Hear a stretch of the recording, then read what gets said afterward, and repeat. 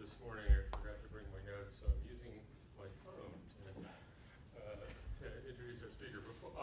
Thank you all for coming. This is the first of the year Misinformation speaker at Harvard. We've had several speakers, as some of you probably know, at Northeastern, but this sort of marks the switch, which we usually do, where so for the rest of the year the talks will be here. My name is Matt Baum. I'm a professor at the Kennedy School, and we am affiliated with the Shorenstein Center, which is co-sponsoring this series with Northeastern's NULab. And I wanted to, before I introduce our speaker, just briefly introduce the upcoming series, which is going to be in winter and spring. So we're taking a break for the holidays. Our next talk, which will be here, will be David Rand from MIT, and he's coming on February 15th, and then on February 5th. And then a week after that, on February 12th, we have Andy Guest from Princeton. Then on February 26th, so it's a big month in February, we have Yochai Benkler from Harvard Law School. Then on March 11th, Young Mae Kim from University of Wisconsin-Madison. And finally, on April 8th, we have Talia Stroud from the University of Texas at Austin. So we have a lot of speakers coming up next semester. Hopefully you all can make that, make some or all of those. Okay, with that, let me introduce our speaker today. Is Dave Lazer, actually my co-sponsor of this series. David is director of Northeastern's NULab. He's also a professor of political science and computer and information science at Northeastern University. He is one of the leaders in this country in the misinformation space, and today he's going to be talking about democracy today, fake news, social networks, and algorithms. So join me in welcoming. Thanks, Matt. And thank you all for coming on such a gray, gritty day. So I should give you a warning. This is like terms of service. I've been presenting elements of this over the last couple of years, and I'm trying to figure out an overarching narrative across a number of projects. And so this is sort of like an A/B test of sorts. So I consider your staying here a signal of consent. Again, thank you for coming. I'm going to begin with a question. I'm going to actually ask you to find the answer to it. I'm guessing you all have various ways of getting information. So I literally want to pause here for 30 seconds while you try to track down the answer to this question. All right. And then just note the answer. I don't want you to say what the answer is, but I'm going to ask you to hold the answer for a moment. And then we'll circle back around to it in a few minutes.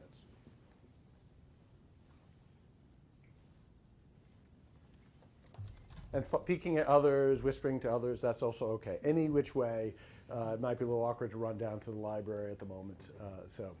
All right, so I'm going to continue, but I will circle back to this in a moment.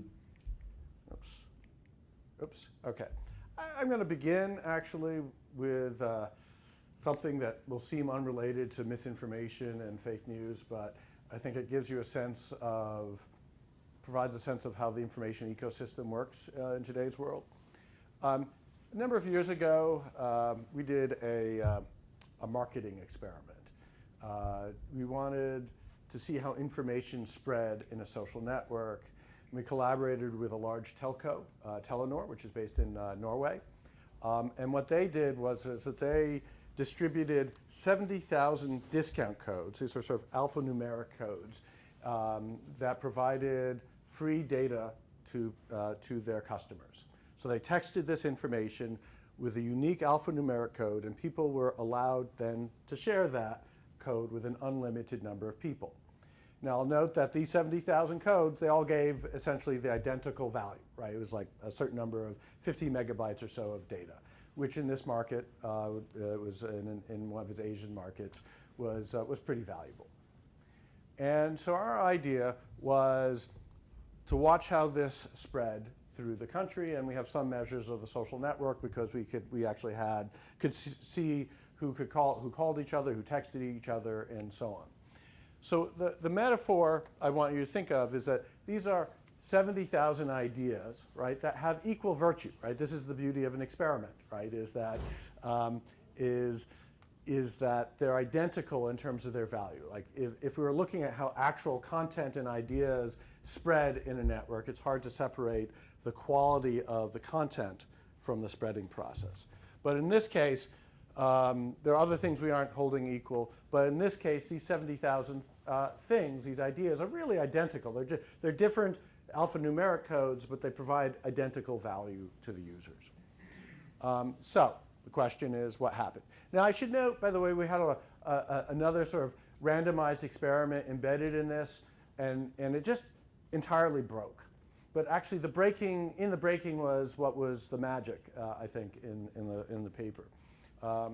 And I think there are two questions that we were interested in or focused on in the paper. And one was the distribution of the spreading among codes. So some of these codes are going to spread a lot, and some of them not so much. And so there's an interesting question of how much inequality is there among these ideas, given that they're all equal in quality, right? And then the second question is, what's the temporal nature of the spread, right? So here's, in terms of the distribution element, one question is to think about, and I won't ask you to answer this, but of the 70,000 codes, think about what your expectations are of what amount of all the spreading will be accounted for by the top 10% of those codes. That's top 7,000. All right, think of what you're expecting, and then think how much will be accounted for by the top 1%. And then the final question is, what amount by the top 1? Okay, so just have those fixed in your mind. And then the second question is, what do you think will be the likely rate of spreading, right? So if it's constant day after day, it'll be a straight line like that.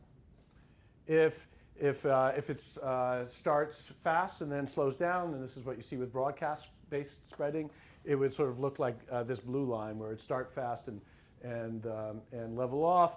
And then the green line is what is commonly thought of as viral spreading, where it starts very slow, but this person tells two people, they told two people, and sort of goes exponentially until it starts to saturate. So think about which of these you think is most likely, the green, the red, or the blue.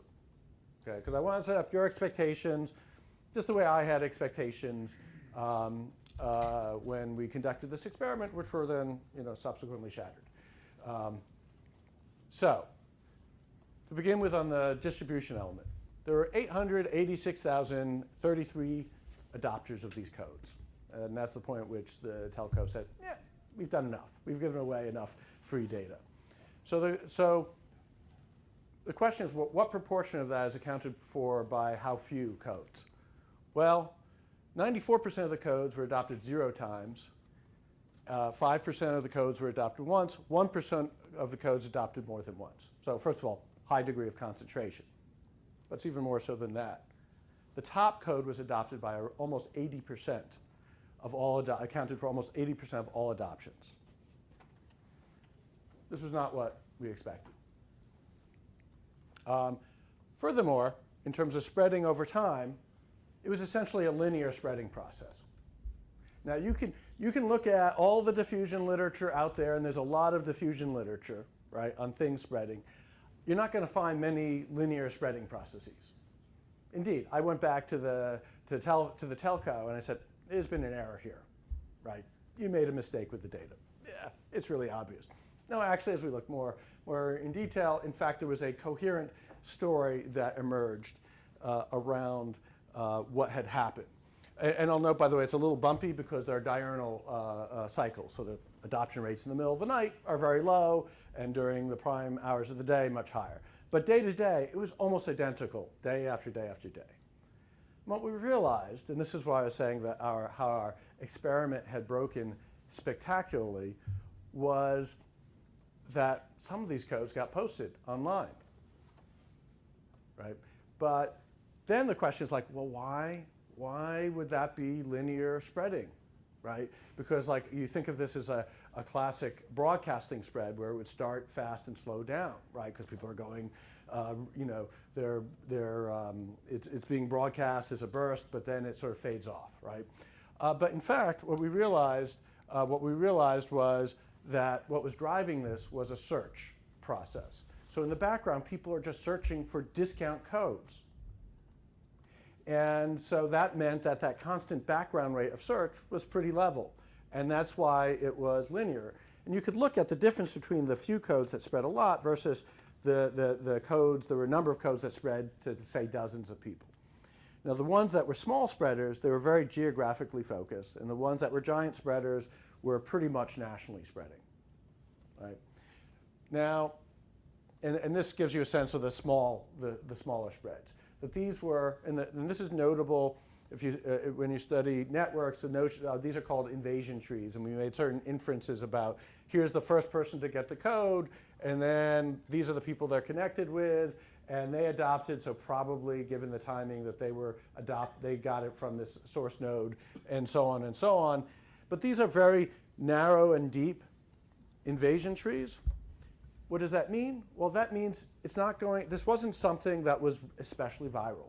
Even though it was valuable, it wasn't viral enough that it was actually ever going to explode, right? If it was just relying on peer-to-peer spreading processes. So here's some key takeaways. And part of this is that in some ways it feels the error is important, but we don't notice it. And there are certain things about our information ecosystem that are just there that we're so used to that we don't even notice it anymore, right? First of all, obviously, most notable thing, enormous winner-take-all effect, even though these 70,000 codes were functionally identical.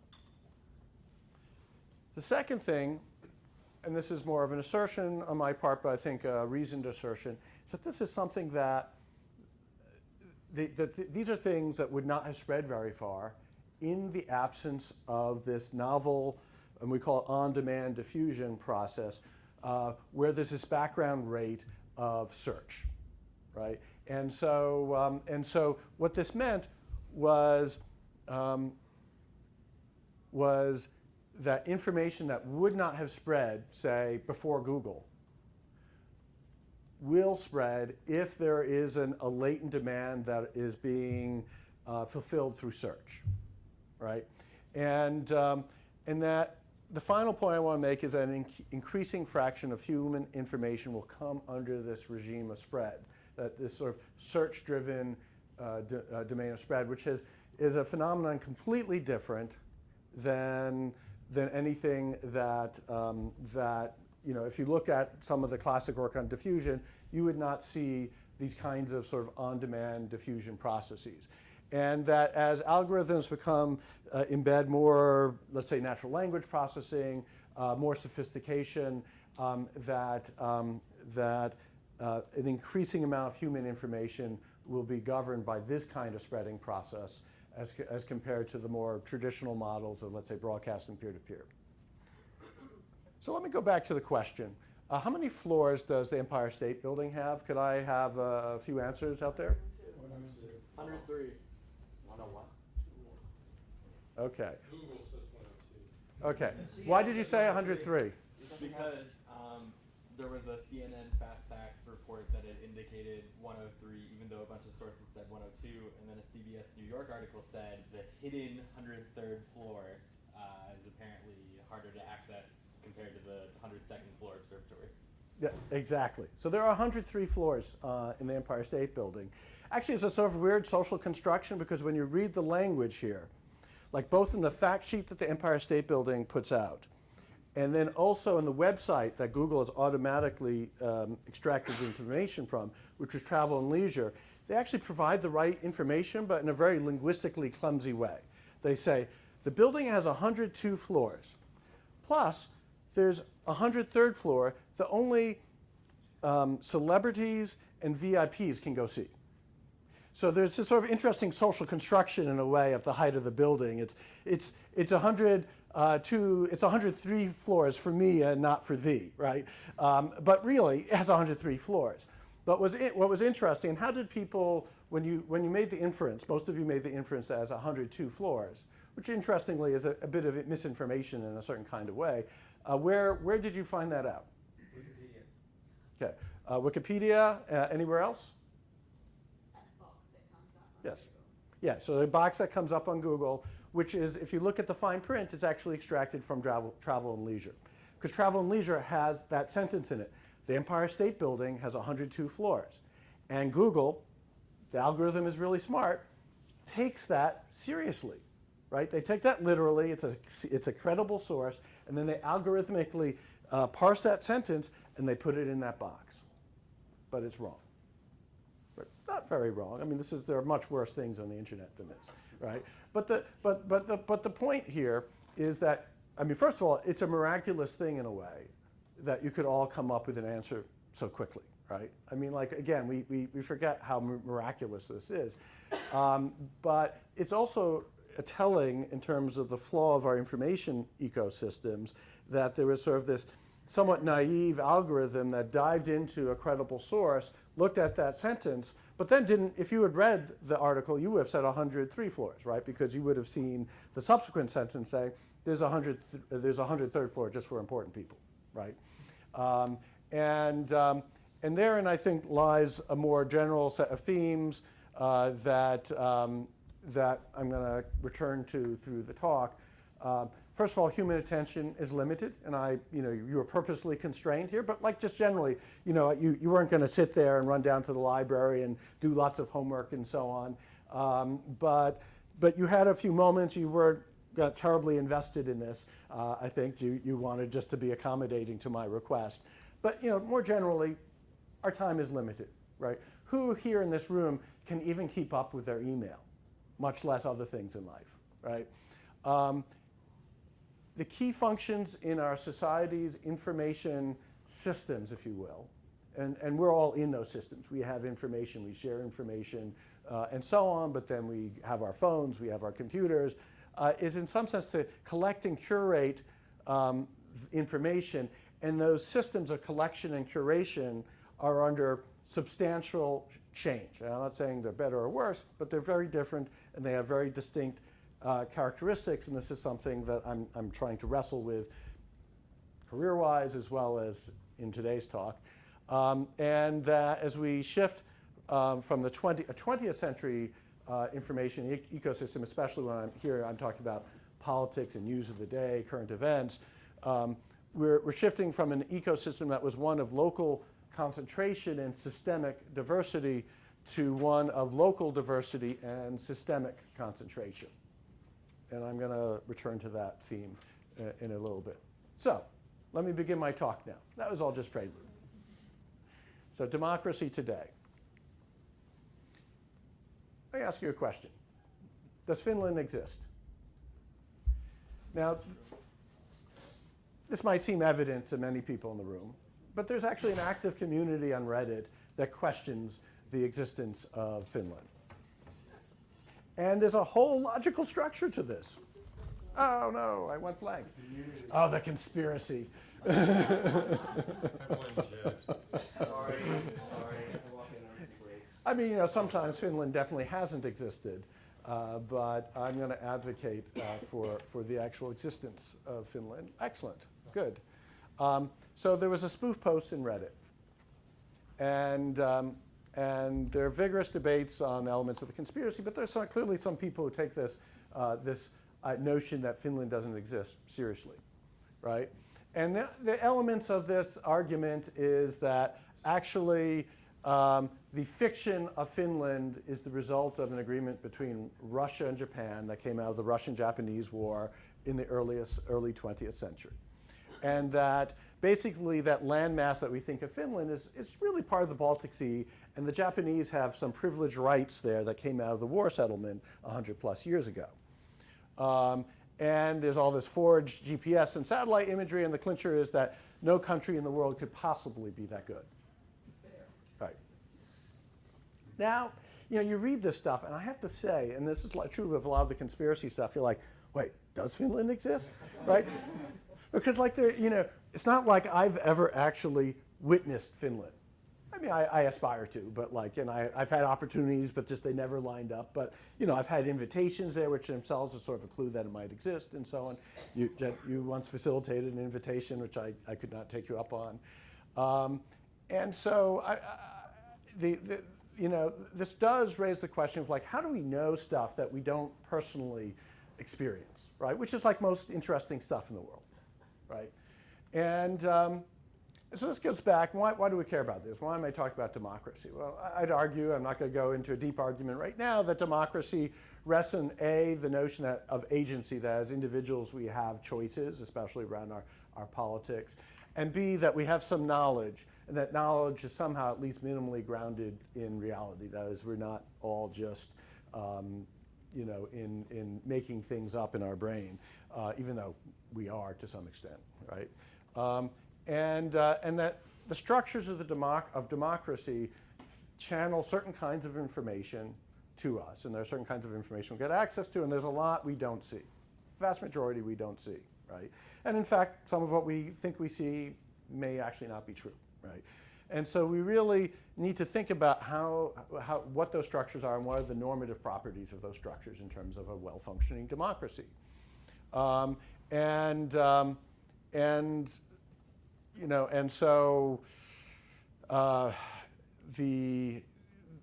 I'm going to focus on today is the knowledge element, not so much the agency element, but what are the structures of how we become informed about policy, about the world, and so on. I'm a network scientist type, so I see networks everywhere, but I actually think it fits here, that knowledge is a network phenomenon, that most of what we know is mediated by other things. I read books, I talk to people, I come to talks, and so on, but that we have direct knowledge of almost nothing, right? And that we need to start thinking of the pathways and the connectivity by which every individual becomes informed. Of course, different people are in different parts of the network, and they become and have different capacities and learn different things and so on. And that we're inevitably going to have diverse understandings of the world. Those Finland deniers get to vote, like you and me, right? And so democracy is, in some sense, what happens in the spaces between us in democracy. We somehow have to accommodate not just differences in opinion, but even differences in our understandings of basic facts about the world. So why do I believe in Finland? It's and you start to think it's just sort of, there's a reason why I believe in Finland, right? And I've seen it on maps, right? It's been mentioned in history books. I see it in newspapers, right? I've co-authored with people who claim to be Finnish. Right? I had a postdoc here at the Kennedy School when I was here who said he was Finnish, right? And when you put all of that together, I somehow, without ever making the conscious decision, decided to believe in Finland, right? And I'm sure we all have had our pathways to Finland believers, to believing in Finland, although I'm not going to ask if there's any Finland deniers in the room. But there's a sort of set of information, exposure, and institutions that are credible. I see a Globe, I read the New York Times, and it mentions Finland. And that is in some sense textbook of how we come to believe things. It's just that that a lot of things aren't as unambiguous as the existence of Finland. And so here I think there are two major components I want to focus on in terms of structures of information. One is around collection and creation of information, and the other is curation.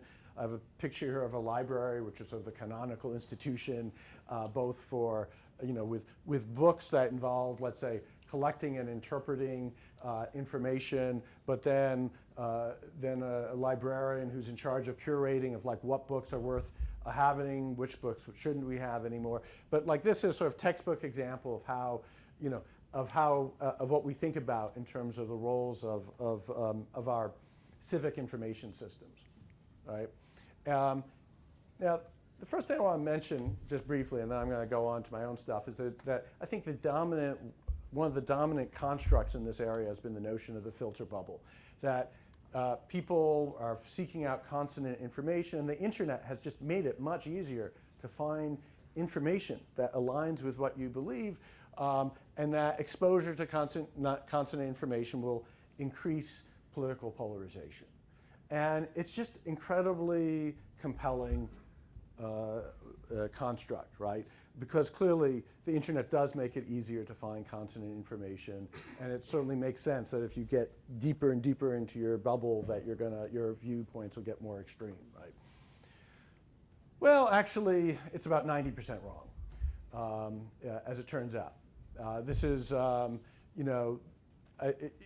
there is, I think, bits of evidence of segregation in news consumption, but I think that there's lots of evidence that people actually get a fairly most people get fairly diverse news exposure.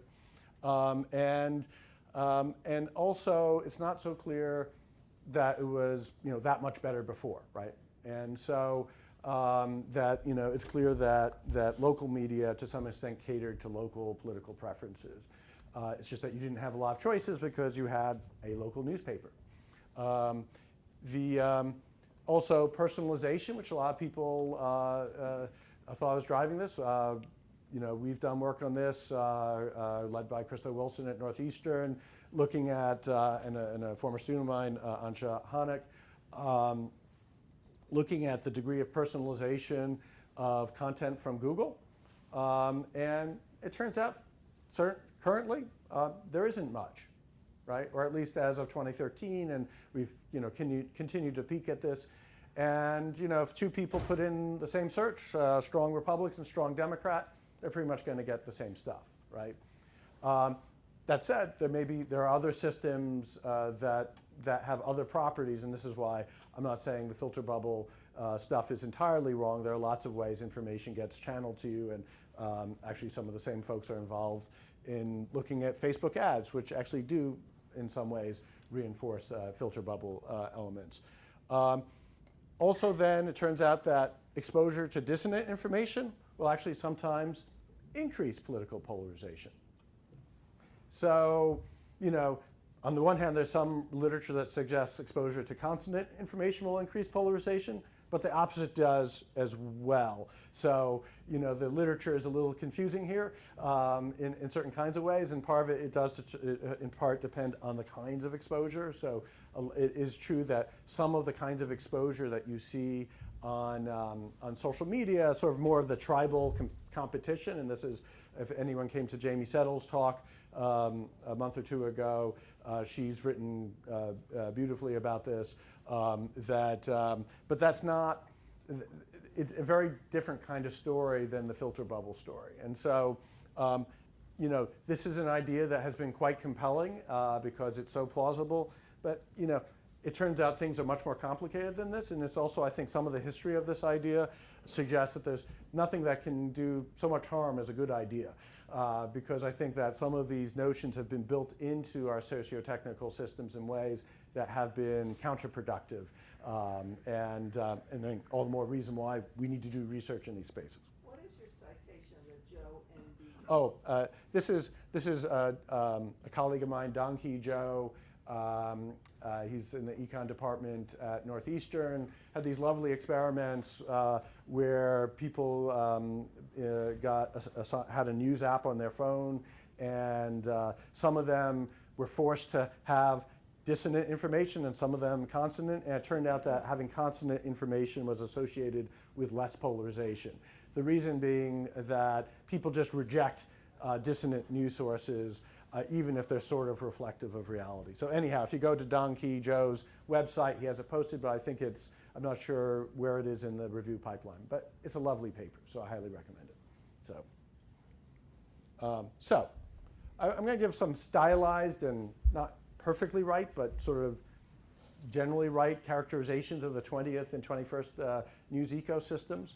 I think the key elements of the 20th century was, if we look early in the 20th century, was really around the emergence of some professional self-regulatory standards in reporting that was really in some sense emphasizing objectivity in reporting in a way that didn't exist in the 19th century. It was a model that depended heavily on advertising for revenue. There was quite limited regulation, mainly over the airwaves. And there were substantial economies of scale, meaning that because people still consumed local news, there wasn't like a global or systemic news monopoly, except for the news networks. But there were local papers, there was local news, and so on. But there wasn't a huge number of outlets per locality, which would have been different, let's say, in the 19th century. The emergent characteristics, local news oligopolies, as well as in some ways national news oligopoly with the network news. These oligopolies did provide substantial resources for news gathering. There was some limited catering to local preferences. So like if you read the Globe, Boston Globe, it will talk about Boston. There was gatekeeping by a fairly homogeneous class of people. This is a picture, I don't know if people can see it. This is a picture of the New York Times newsroom circa 1983. I have nothing against these folks. This is my tribe, middle-aged white guys. But like literally every single person, there isn't an exception, every single person in this picture is a middle-aged white guy, right? And that poses obviously certain systemic problems given that degree of homogeneity, which was not atypical in the era. I think there's a lot of glorification generally of the ecosystem of the 20th century, which I think there are definitely some things that were laudable, but there are definitely problems. In addition to the homogeneity, there are definitely various kinds of vulnerabilities to manipulation, whether it's because of dependence on certain kinds of sources and certain kinds of information subsidies. There's this wonderful report from the British government from the 1950s. Being a good bureaucracy, they summarized their information operations in the US before World War II. Where they're talking about all their manipulations of the newspapers in the US, trying to get the public on the side of the British. And it's a wonderful set of stories about the kinds of things that they did. And of course, there wasn't much of hum and draw about that because, fighting Nazis, it wasn't very controversial after World War II.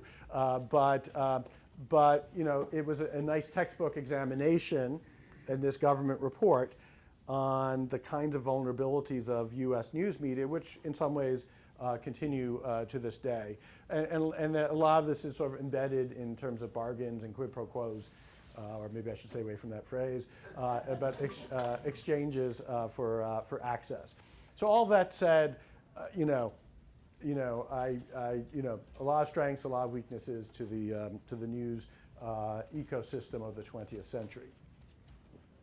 We've seen a decline of the 20th century. Some of these numbers could be updated, but they're more so in this direction, right? Like if we look at circulation of papers between 1990 and 2012, for example, circulation declined by 30%, despite the fact that the U.S. population grew. And by the way, I should note, I apologize, this is a very US-centric talk. There's some of these patterns also apply to other countries, but it's complicated.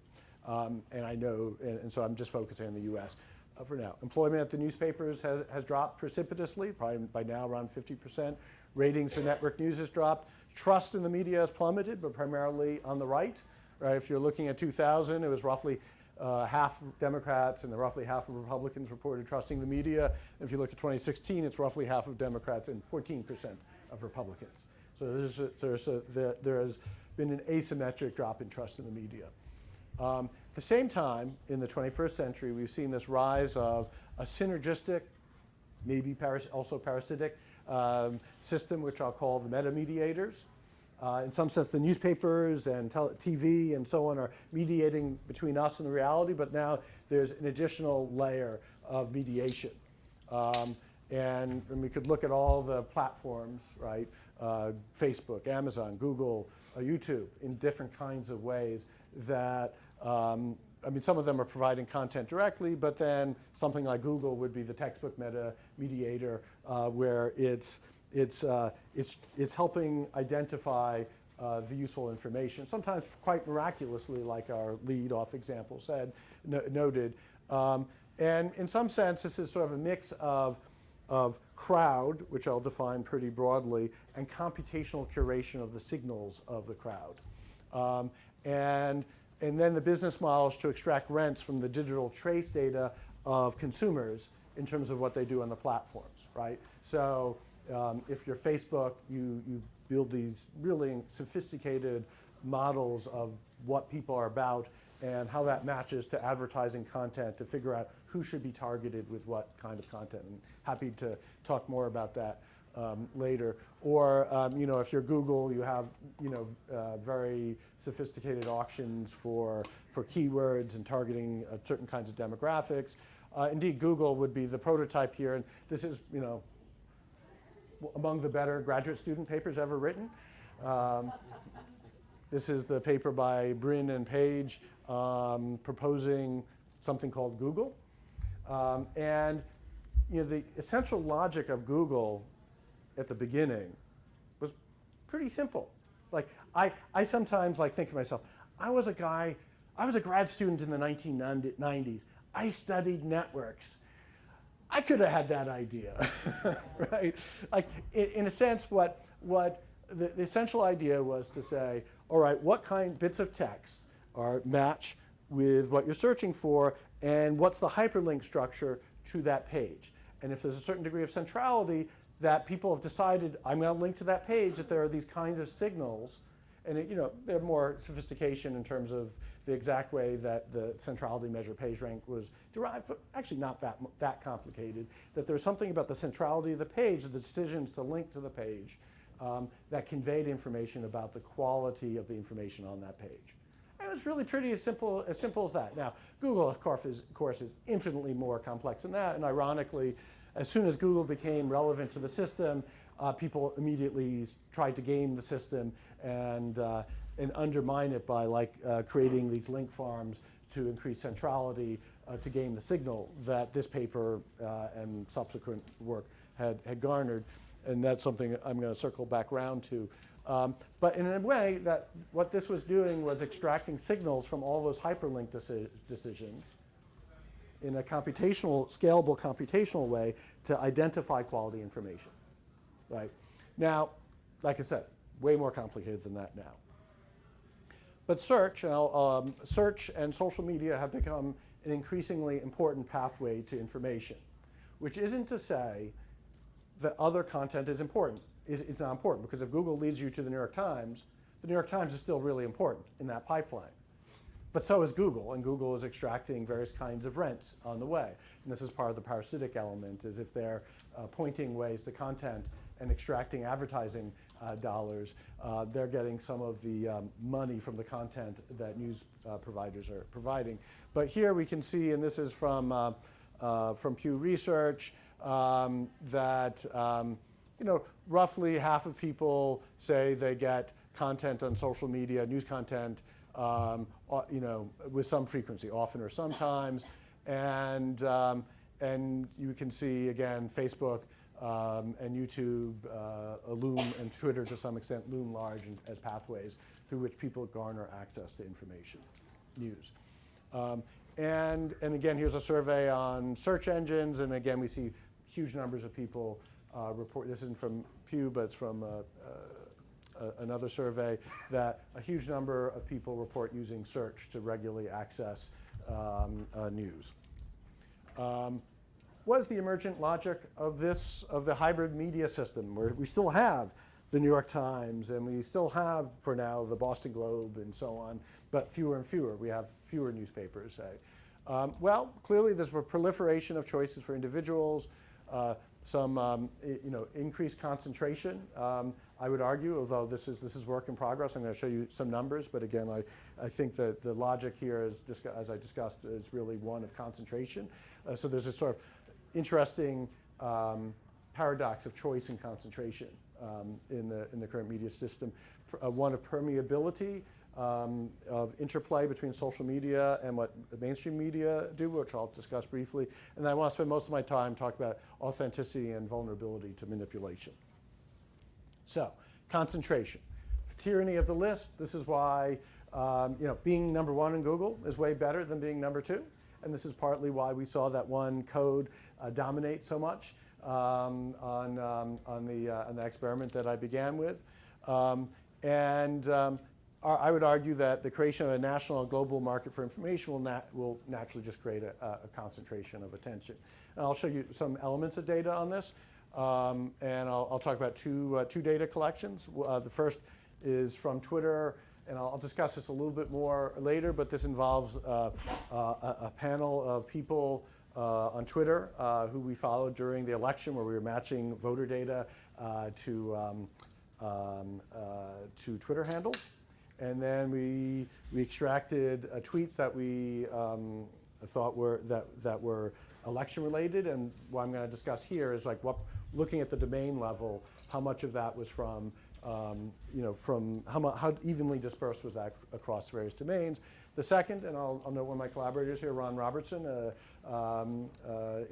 the audience, and I and a few others have had a data collection during 2018 where we had a sample of people, turned out around 300 people, whose browsing and search behavior we followed during the election. Right? So we could see how concentrated the domains were in what the people visited that were news related, how concentrated were the domains that Google pointed to, and so on.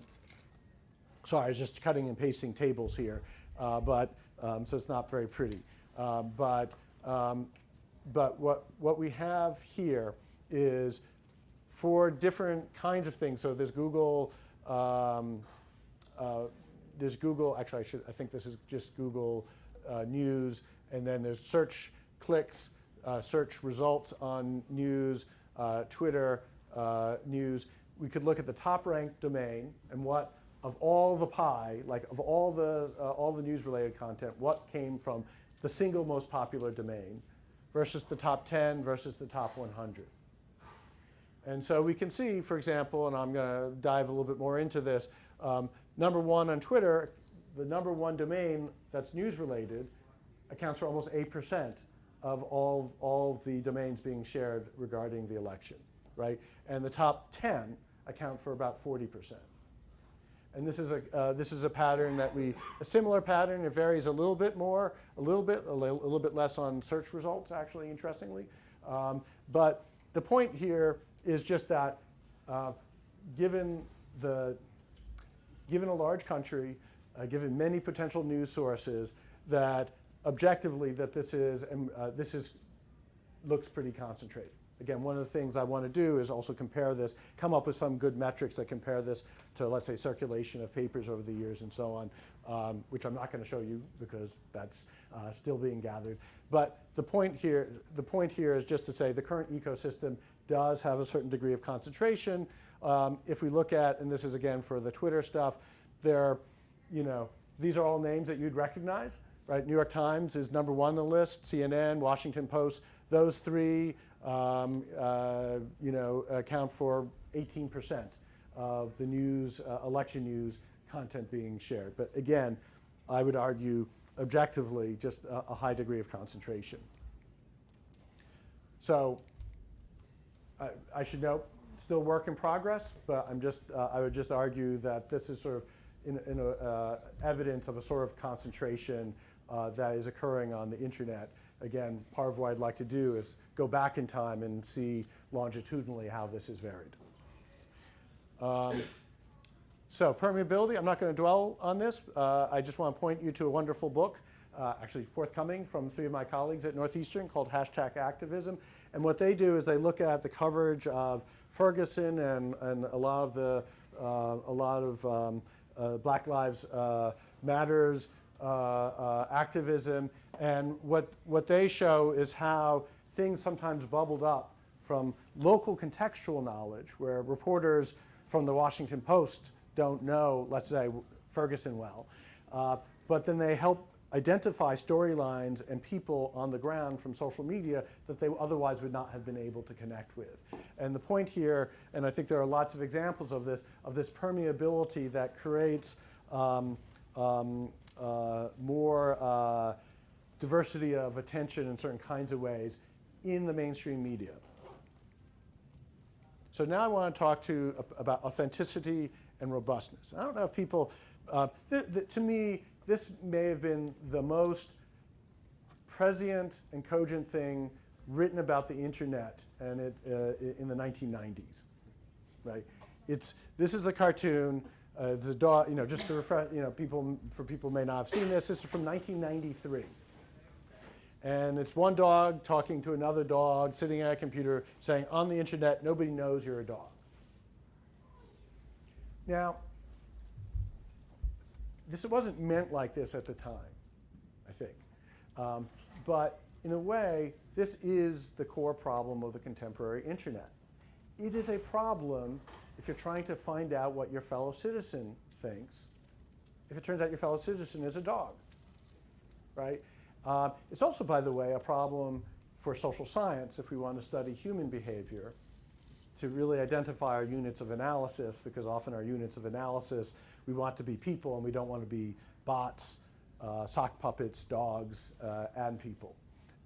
So I think the issue of authenticity and robustness of information systems in some ways is the central issue of the contemporary information ecosystem.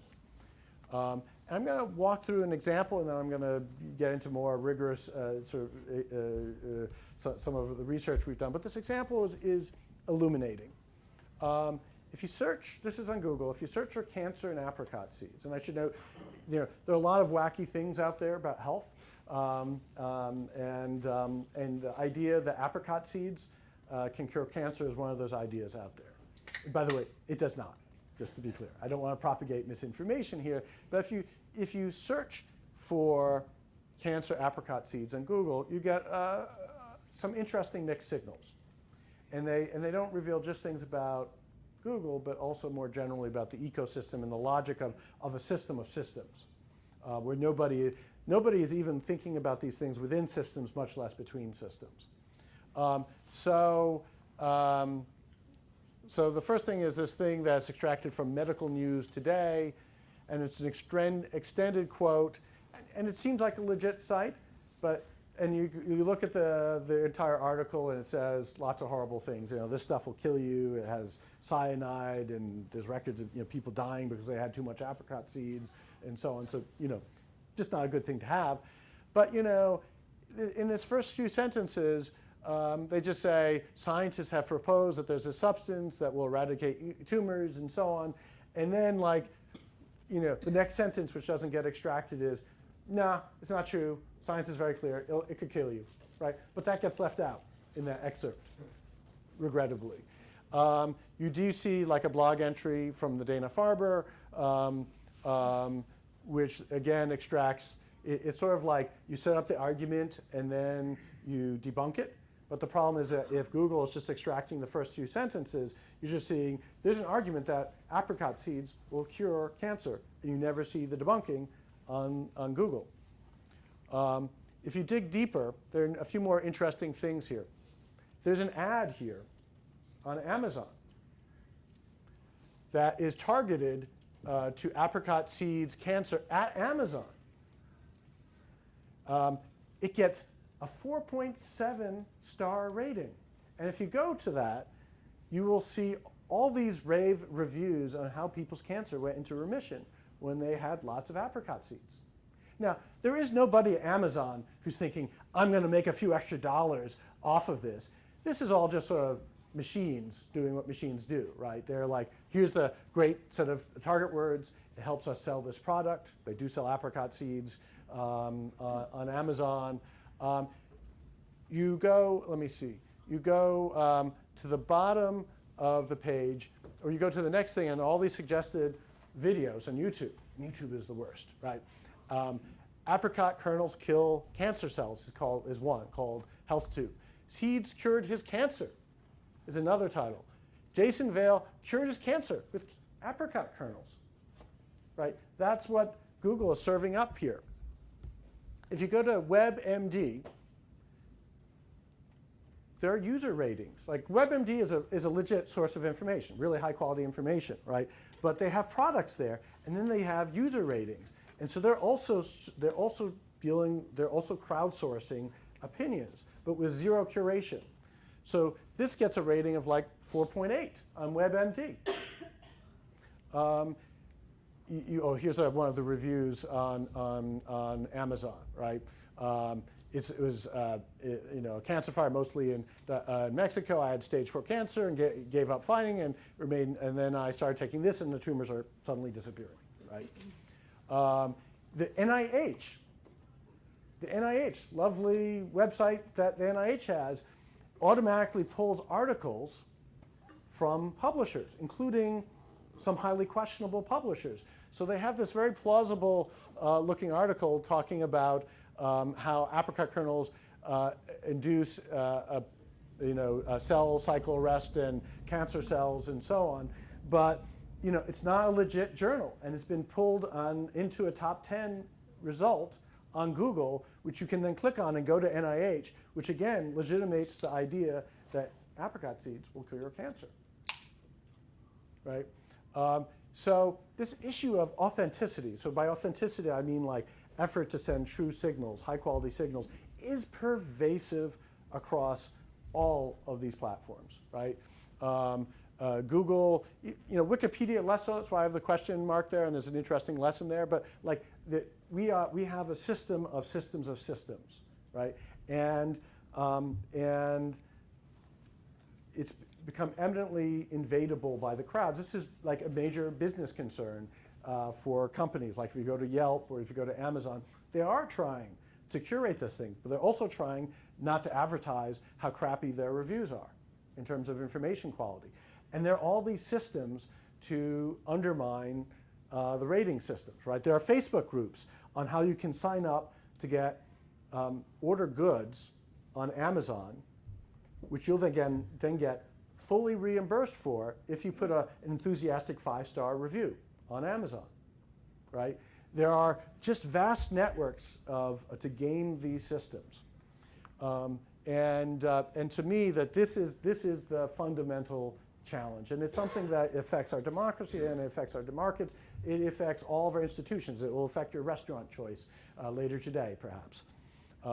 So I think the issue of robustness is the core one is high quality information amplified relative to low quality, and whether is diverse information sampled, is it aggregated properly, or some improperly amplified. So there's a set of things we can think about of how fragile is a system that could be invaded by low quality information, either people who think this is, who are just trying to make a buck, or people who really are delusional in some way. And we can think of that as being a product of a number of things, right? Some of that rests on individuals. So we think of social media, the sharing processes are really important. So if people are gullible, then the system, they're more likely to share the information, and that makes the system more fragile. But then also the algorithmic component is incredibly important. How do algorithms incorporate information quality into feeds, into what gets prioritized? How vulnerable is it to collective action to feed misinformation into the system? I remember years ago, unfortunately I failed at this, otherwise it would be like one of these examples you can live with the rest of your life. But like years ago when I had a seminar on computational social science on a big audience, it was July in Cambridge. I tried to make it snow, right, on weather.com because they had what weather terms were trending in Cambridge. Unfortunately, that manipulation did not work. I think it would have been harmless. I don't think anyone would have been going out to get their snow shovels. But the point is that that these systems sometimes are vulnerable to coordinated efforts, even if they're not vulnerable from a single person. I don't claim that's comprehensive. And we can think of this as an issue that scales from small groups, where like there's literature on hidden profile, to jury research, where the first person who talks in a jury deliberation has way too much weight. There's lots of literature on how there's too much talking by men in small groups. There are all these different ways that our information systems in small groups are vulnerable. Here I want to do a little bit of a deeper dive into Twitter. And I want to sort of actually, I'm going to have a slightly optimistic take on this, ironically, because Twitter would seem to be distinctly vulnerable. There was a paper last year by out of MIT, Vasugi, Roy, Aral, that was looking at false and true information. Actually, Deb Roy presented this in the seminar series here last year. And they found falsehood diffuses significantly farther, faster, deeper, and more broadly than the truth in all categories of information, and in many cases by an order of magnitude, which is a little frightening. And the key process, they argued, was that false news is more novel, like crazy stuff like Finland doesn't exist.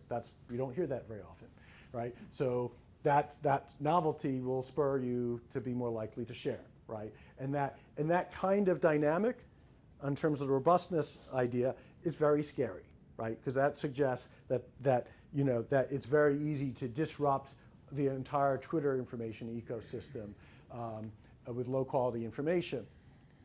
And more broadly, there are lots of ways that the internet is vulnerable. I want to, as a counterpoint, I want to talk about what we did in another paper published earlier this year on Twitter around fake news. It came out a little different from the Vasugi paper. And part of the interesting question, I don't have the conclusive answer, but why would this be? We wanted to evaluate the prevalence and sharing patterns of fake news on Twitter during the 2016 election. And we defined fake news as publishers that do not adhere to epistemic standards for news production, right? So double checking your sources, all sorts of things, right? And the way we did this, I'm not going to go deep into the weeds, but I want to give you a little bit of the feel for this, because I think there's some interesting lessons, I think, to be learned from the methods. And I actually, again, note my collaborators on this, Nir Greenberg, Lisa Friedland, Kenny Joseph, Bryony Swire-Thompson, mix of computer scientists, cognitive psychologists, and myself. We matched Twitter handles to voter data, 16,000 people. We had a random assortment of voter data. We classified repeat sources of misinformation at the domain level as fake news, and this was based on fact checkers. We evaluated fake news being shared, what was flowing into the sample, so we recreated people's feeds, and looked at co-exposure levels. So operationalizing fake news, again, I don't want to dive too much into this, but it's basically we're looking at domains like InfoWars that got repeatedly called out for sharing misinformation. And we had black, red, and orange, but for now, just think of them all as different, all as fake news. And our key findings were around 5% of the content, news-related content in people's news feeds or our simulated news feeds was fake news based on these kinds of domains. But it was incredibly concentrated. And so on the x-axis, the y-axis is how much of the exposure was accounted for by this percentage of the people. So 1% of the people, blue is like all news. And here are the three kinds of fake news. So 1% of the people accounted for roughly 80% of all fake news exposure. And then furthermore, if we looked at sharing patterns, because sharing and exposure are different, you could have one person account for all the sharing, but lots of people get exposed, or or it could be the other way around. Here we found 16 accounts in our panel of 16,000 accounted for almost all of the fake news being shared. So 0.1% of the accounts accounted for 80% of the fake news being shared. These people are just sharing tons of fake news, right? And I'll note we have an argument about why they're probably cyborgs, that these were real people, but they were using some automation to help them. And we had lots of evidence that these were real people, but there was also some tells in terms of things in the tweets that suggested that they were using automation to help them share this. If we look at co-exposure, we colored this red and blue based on partisanship. They're sized based on how much content came from them, and they're filled in if they're fake news sources. And so what we see was that there was this very tight neighborhood of fake news sources, but that it really accounted for a very small fraction of all exposure, right? And here's the mainstream news stuff, and the biggest bubble is the New York Times, and then it's CNN and Washington Post and so on. And so most of the exposure is here. There's a very dense right-wing neighborhood, and there's a much sparser left-wing fake news neighborhood. Now this poses an interesting puzzle, honestly, is why isn't it worse? Right? Because we see this effort to manipulate and throw all this garbage into the system, and yet it's really a problem of a seedy little neighborhood in Twitter. And we don't have the answer for this, right? This is like the next thing on the to-do list. But it is also an interesting juxtaposition with the Vasugi paper, which would suggest all this fake news might just go, explode across Twitter, right? And there are a couple of possibilities, right? It could be the Twitter algorithm reduces the impact of super sharing, so people share this, but like it's just not seen, right? Another possibility is that people may be better at, and this is one I'd like is to hope for, is that people may be not discriminating at the tweet level, but at the source level. And so if you see someone tweet lots of crazy stuff, you're like, oh, I don't know if Finland exists, but the Earth is definitely not flat, right? Like you hear enough crazy things, you're like, I'm going to unfollow that person, right? That would have a very important emergent characteristic, which would be you'd get a tiny neighborhood of people who routinely believed all this crazy conspiracy stuff that were following and sharing amongst themselves, where it could get shared very quickly, but at the end of the day, it got shared very quickly, very deeply among a very tiny number of people. So, I don't know, that's the answer, but it does get to the deeper question of what are the emergent properties of these information ecosystems that makes them robust versus fragile. So, the key takeaway is, I'm not giving you a definitive answer here, but it's really just, it's an academic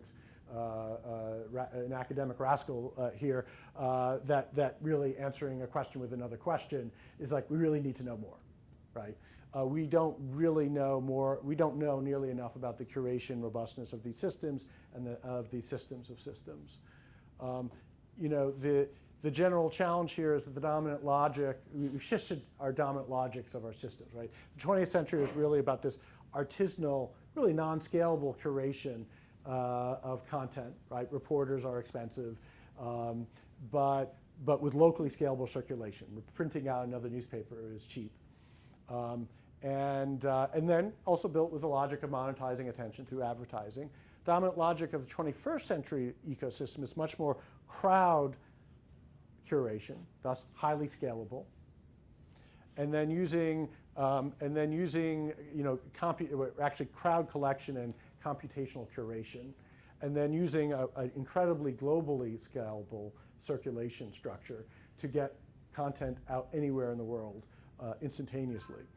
Again, with the objective of monetizing attention, but with a really much superior model for monetizing attention because they can target stuff based on your behavior and your interests. So what is to be done? I actually don't have the answer here. Sorry. I have partial answers. I mean, there are lots of things that have been thrown out there. I'm actually generally not convinced by any of the solutions that have been thrown out there. I mean, people have said, well, we should slow things down. But like, actually, people want to be able to tweet and discuss what's happening in a debate. Like, the world comes at you fast, and there's a virtue in value provided to people in responding quickly. More humans in the loop, which is another way of slowing things down. Humans make all types of mistakes. So there's an element of human judgment, and so there's a question of where in the loop humans could be. Like maybe Amazon should have humans looking at anything that has medicinal claims. They could easily have curators who look at anything in comments that are claiming cures cancer, right? So I actually do think that there are places that humans could be strategically deployed. And certainly what Google does, for example, is they have now a very complex system where they have 10,000 people searching, 10,000 unknown people searching in an ongoing way, and then they're evaluating, and there's a 200-page code book that Google publishes that explains the criteria that these 10,000 people are using. It's interesting, as I've talked to them a bunch of times, and still not clear, like basic notions of like, well, do the coders agree with each other about good searches? And people are like, I don't know, what does that mean, intercoder reliability? But like, I don't know how well they're doing these things, but they also have experts, they have scientists, they have doctors who do try to evaluate the validity of searches. And I'll note, by the way, that apricot seed search that I did, if you did it today, I only did it last June. If you did it today, it would look quite different, right? And what Google is doing is, some of what they're doing is they're trying to fill information voids, like where there's crazy stuff, because people don't like, there's no science about crazy things, because that's just not a promising area to conduct science. So now they're having scientists, like they have a contract with the National Academies of Science to put out these one-page briefs on various crazy things, but saying debunking. But the idea then is NAS naturally ranks highly on Google search, and thus that will be in the top 10. And if Google does that enough, it'll push the fringe crazy stuff out, right? And so there are a lot of things that the tech giants are doing. Do we break the tech giants up? Not at all clear to me. I think that may solve other problems. I don't see how that solves these problems. In fact, I think it could exacerbate matters in certain kinds of ways, because part of the problem is the systems of systems, how they fit together. And the more you break them up, the less people will be looking at that general things. Shame the tech giants? Maybe. I mean, there's been lots of shame thrown at them in the last few years. And actually, I do think that in certain kinds of ways, they're doing some things better. Regulation in this space is really hard. And I have some ideas about regulation, which I'm not going to go into right now, because they're too tentative. But like, whenever you start to wrap your mind around regulation in this space, like, whoa, this is really hard. I will say one thing for sure, which is that we need better tools for studying the internet, right? We have the Hubble telescope, cost of many billions of dollars, looking at the heavens. That's a wonderful investment.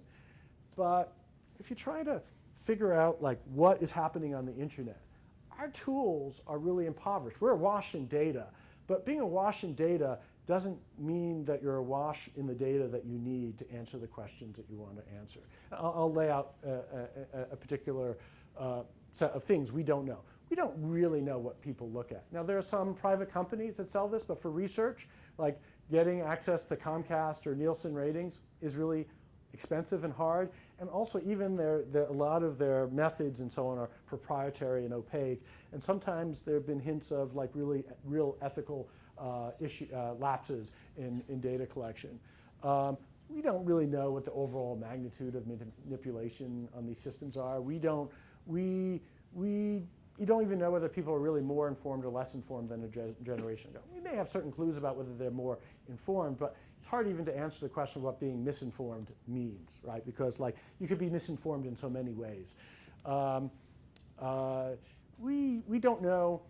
We don't have a monitoring system for all these frickin' algorithms that are governing our lives, right? I showed you one snapshot for apricot seeds. It's a different snapshot today. It would have been a very different snapshot 5 years ago.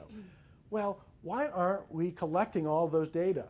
The problem is that we have actually some tools for collecting the static elements of the internet. So the Internet Archive is wonderful, right? I love them, right? There are some flaws there, but they're amazing. Thank God they started doing that in the late 90s. But there's no systematic effort to collect the dynamic elements of the internet, which are so important. By which I mean, what did Google do when you put in this search query? There's no way to reconstruct that. You can't get in a time machine and search Google for apricot seeds 10 years ago, right? You can't see what Facebook was prioritizing during the 2016 election. These companies know, but we can't get access to those data. And even the companies turn out their information systems, ironically, aren't as well organized for these kinds of things as you'd like.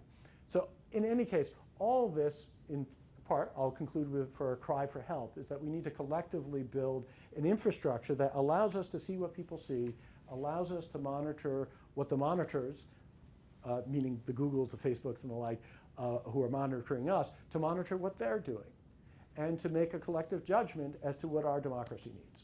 So with that, I'll conclude. Thank you. We have about 20 minutes for Q&A. I'm going to pass around the mic, taking this one because the other one cuts off the mic in the room. And if you could just say who you are and then just a little, just briefly who you are, that would be great. Hi, I'm Ellen Hume. I used to be executive director of the Shorenstein Center and research director of the Center for Future Media at MIT, Future Civic Media, among many other things. But I am intrigued by what's left out, especially of your last slide. Some of us who've been struggling in this space, not as cognitive or computer scientists, but as social scientists, think that media literacy, that arming the consumer who is now in a position to curate what she receives, that is the approach that we have to take. I do think there's been a lot of scholarship about what impact misinformation has on belief and behavior, but maybe that's just an idea that you should be partnering with those people, because just mapping what you've mapped is really important. But I think the last part of your talk was even more important, and that's what I'm looking for.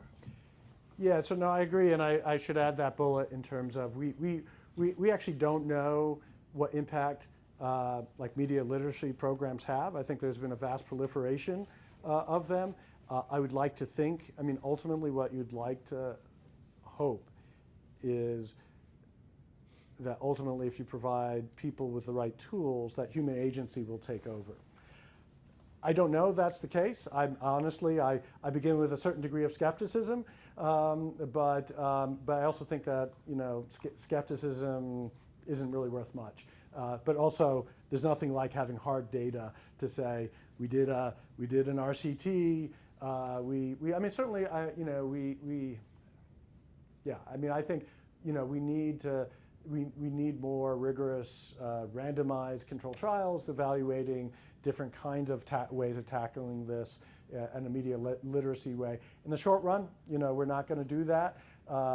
Change our entire population. In the long run, that may be by far the best answer. I'd like to hope so. And in terms of what we know about the impacts that misinformation have on belief and behavior, actually we don't know that much, honestly. In part because, I mean, there's a certain amount of psych experiments, sort of the canonical college sophomore thing experiments.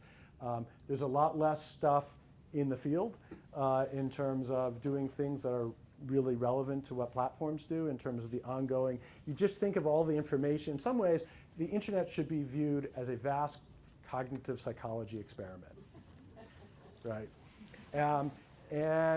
And we have all this stuff just sort of going by our eyes, and some of it's processing in certain kinds of ways. We see images, and we're not even thinking about how we're processing it. We're seeing a headline. We're not thinking about it, and that may change our belief, or it may not.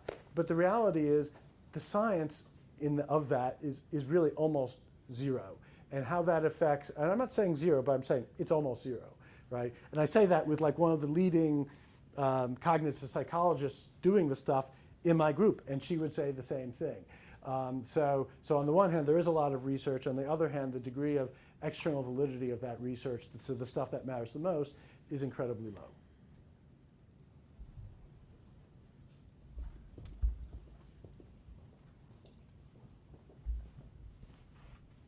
Hi, I'm Adam Tomasi from Northeastern. I've been at a few of the NULab events too, and followed this one. So I was wondering from a Facebook perspective, I saw an interesting example recently where a really conservative older guy on my feed had shared this picture that was like, Facebook doesn't want you to see this, repost it. And it was this patriotic image of these soldiers putting their hands on a coffin draped with the American flag. And I was just incredulous that Facebook would be, deleting something like that. But then you also have to think that there was one human that originally made that picture, and I highly doubt that they posted it and then Facebook deleted it, and then they're like, oh, I have to call out this injustice. So in terms of manipulation, other than stuff like Russian electoral interference, what do you think motivates people to deliberately create the first kernel of fake news that then spreads?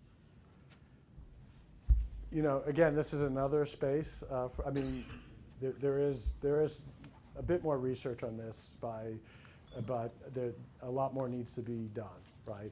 And in part,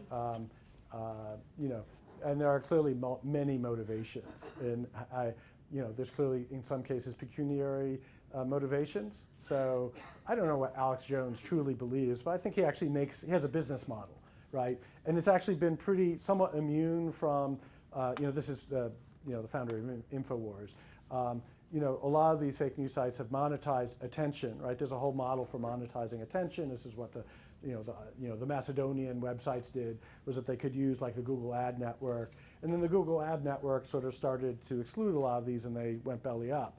But like InfoWars, what he does is he sells like vitamins, for example. So, a nice coupling of health and political misinformation, one-stop shopping really. But then, you pay for the vitamins. It's profitable for him. It keeps the website going. There are clearly also ideological reasons. I mean, look, misinformation goes back forever. Because there's an instrumental value. If people believe the wrong thing, then they may behave in ways that are useful to you, right? And certainly, again, more science has to be done on that, but that's clearly also a motivation. There's obviously, the international development element that we discussed. There are also people who sincerely believe that misinformation. So I think there are true believers. There are true Finland deniers, right? There are true flat earthers. I think the anti-vaxxers, most of them are quite sincere. And they think they're saving lives. I think, so I think those are the kinds of motivations we're talking about. I don't know, I can't give percentages of how much matters for, overall systemically, although I think it would be interesting to really try to dig into that. Hi, I'm Lisa McPherson. I'm a fellow in Harvard's Advanced Leadership Initiative. I'm also a former marketing executive with experience in digital marketing in particular. And I'm not as confident that Eli's theory of filter bubbles is false, because most of the data about it is so dated, including the Brown-Stanford study from 2012. Yeah. Most of them that you've cited and others cite are prior to 2016 election, kind of the professionalization of bots and for an election. But even more importantly, Facebook's custom audiences tool wasn't even released until 2013. Yeah. And so a lot of the data kind of predates some of those forces. So I would love your thoughts on whether we can still believe in that, or whether some of the more current developments have perhaps made filter bubbles a more real idea. Yeah, so I think that's why I wouldn't say it was 100% wrong.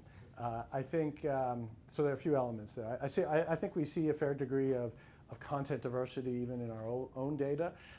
So on the one hand, we definitely see, for example, conservatives tend to get slightly more conservative content from Google search than liberals do. So there is a relationship there, but it's not a huge relationship.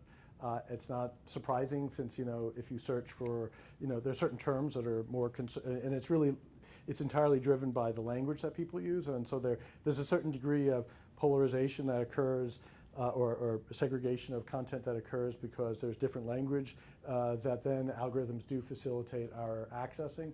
But certainly in our look at the data, it looks fairly weak. That said, I agree that Facebook is, the advertising is, it's quite something. And I have some colleagues who have been working on this. Alan Mislov, a computer scientist in particular, has done some brilliant work on this. Looking at, for example, let's say advertising for jobs and finding, basically you could put in no demographics and Facebook will zoom right in on the stereotypical demographics in a way that's actually pretty illegal, right? And it's not even about the custom audiences. Like you can put in no specifications, and the kind of thing that Facebook will do is they'll parse the content, right? And they'll see that without even any testing, right? And it works very differently than I imagined, because it's actually, it's really purely based on projecting the attributes of the content against the attributes of users based on the very diverse data they get about users, and then projecting right away that this content is going to appeal to 50-plus-year-old white men, and it will zoom in and target in that. So I will say that Facebook advertising in particular does have some of those some of those filter bubbly elements in ways that a lot of the other parts of the system do not. That said, it's a big system, and even though Facebook advertising is pretty substantial, it's still actually a pretty tiny slice of what's governing our entire attention.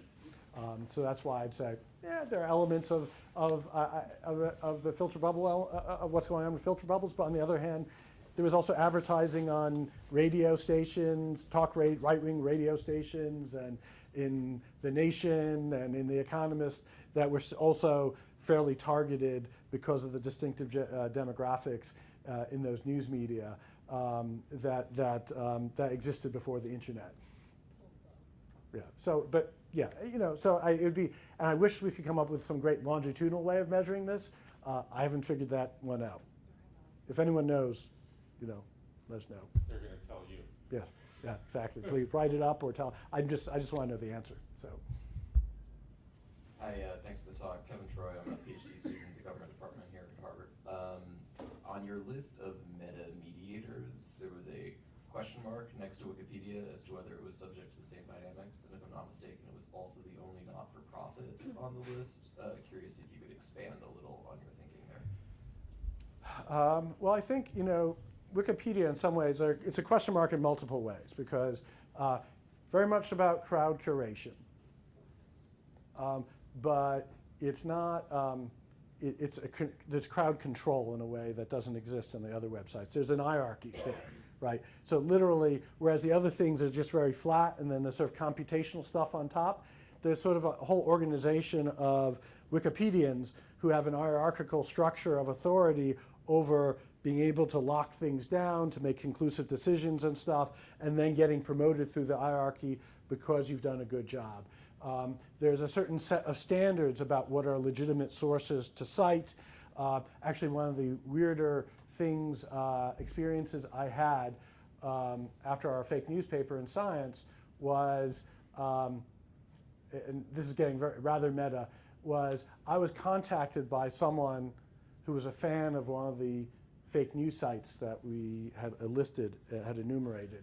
And that particular site, now we put the spreadsheet out of all of our fake news sites, and that's sort of for anyone to see, right? But then this particular domain got mentioned in a science news story on our science paper.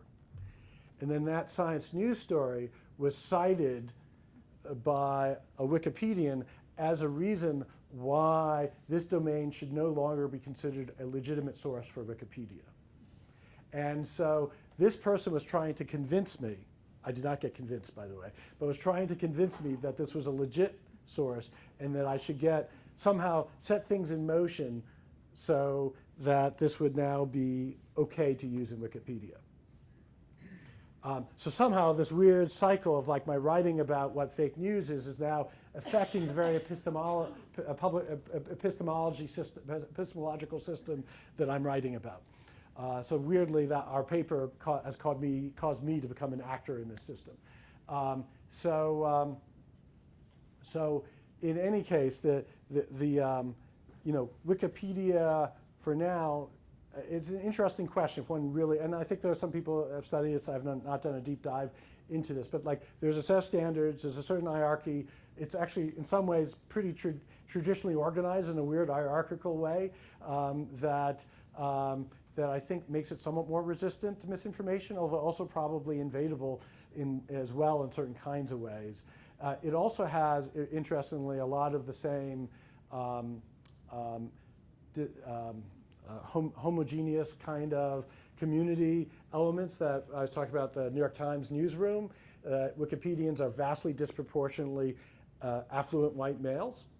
And that shows sometimes with Wikipedia. And so there are, again, I don't want to pretend like Wikipedia is the answer to everything, but it does arguably have a more robust epistemology so that like when Colbert tried to make pink elephants happen or whatever, that, it happened for a bit, but then it got locked down and it was resistant to that like massive attack in a way, in good humor.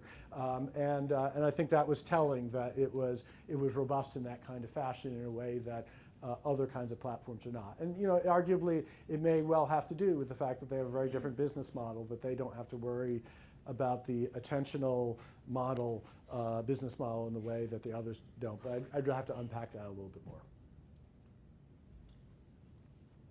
Other questions? Yes. Frank Bayek, Associated Press. I cover this space, among other things. So my question is regarding the micro-targeted political advertising that there's been so much debate about recently. What do we know about that? Are we capable of knowing anything based upon the information available, and have there been any studies, or are you aware of anything? So my colleague, I would tell you should call my colleague Alan Mislov and a few others that he's working with to dive deeper into that, because they've been doing interesting experiments with. So there is a news archive that Facebook has put up there that allows you, that at least creates some degree of transparency in terms of the ads that are being used. And they've done experiments as to like how much targeting will Facebook naturally do. So they've actually, they've been doing very interesting stuff in terms of seeing the native targeting that Facebook will do. I think Facebook, though, I think they deserve credit for putting that archive up there, but it's not transparent in other ways in terms of who's being targeted, who's seeing what. They've also purposely broken other ad collectors. So ProPublica had an ad collector to collect ads from Facebook, and it was a Chrome extension, and Facebook pretty clearly just was determined to break that. Right? They literally changed their underlying HTML in ways that added like an S here, or just added letters, right? In ways that were completely non-functional, but would break the parsing of the ProPublica ad collector. And so, the answer is that a lot of that is still pretty opaque, and the impact that has on behavior is pretty opaque, and so I think a lot more has to be done on that. And again, I would suggest you call Alan, because he's a genius and he's working in this space. So I think we're basically at time. All right, so again, by the way, thank you all for coming on such a miserable day. So, so let's. and I want to highlight, by the way, again, Ron Robertson, who's been working on this, doctoral student at Northeastern, who's terrific. So. In a couple of years, hire him. So. You're done for real this time? Yeah, I'm done for Third try. all done. All right, let's take David Garber.